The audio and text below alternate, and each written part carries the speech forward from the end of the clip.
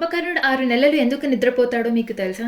రావణుడు, కుంభకర్ణుడు, విభీషణుడు అన్నదమ్ములు. వాళ్ళ తండ్రి విశ్రవ సూచనపై ఈ ముగ్గురు బ్రహ్మదేవుని ప్రసన్నం చేసుకునేందుకు కఠోర తపస్సు ప్రారంభించారు. బ్రహ్మదేవుడు వారి తపస్సుతో సంతృష్టి చెంది ఒక్కొక్కరికి వరాలు ఇవ్వడానికి ప్రత్యక్షమయ్యాడు. బ్రహ్మ ఒక్కొక్కరి ముందు ప్రత్యక్షమై వరాలు తీరుస్తున్నాడు. విభీషణుడు మంచివాడు కాబట్టి ఎప్పుడూ ధర్మం వైపే ఉండాలని వరం కోరుకుంటాడు. అయితే రావణాసురుడు నరులు, వానరులు తప్ప ఎవ్వరూ తనని చంపలేరు అనే వరాన్ని కోరుకుంటాడు. కుంభకర్ణుడు బలానికి భయపడిన ఇంద్రుడు మరియు ఇతర దేవతల సూచనపై బ్రహ్మదేవుడు సరస్వతీదేవిని కుంభకర్ణుడి నాలుకపై ప్రభావితం చేయమని కోరతాడు. దీంతో కుంభకర్ణుడు ఇంద్రాసనం అంటే ఇంద్రుడి సింహాసనం అని కోరాల్సిన చోట నిద్రాసనం అని పొరపాటుగా పలికాడు. బ్రహ్మదేవుడు తదాస్తు అని వరం ఇచ్చాడు. తద్వారా కుంభకర్ణుడు నిరంతరం నిద్రలో ఉండే శాపాన్ని పొందాడు. అయితే రావణుడు బ్రహ్మదేవుని ప్రార్థించి అతని శాపాన్ని కొంత సవరించాలని కోరాడు. అప్పుడు బ్రహ్మదేవుడు కుంభకర్ణుడు 6 నెలలు నిద్రపోయి ఒకరోజు మేల్కొని భోజనం చేసి యుద్ధం చేయగలడని వరమిచ్చాడు.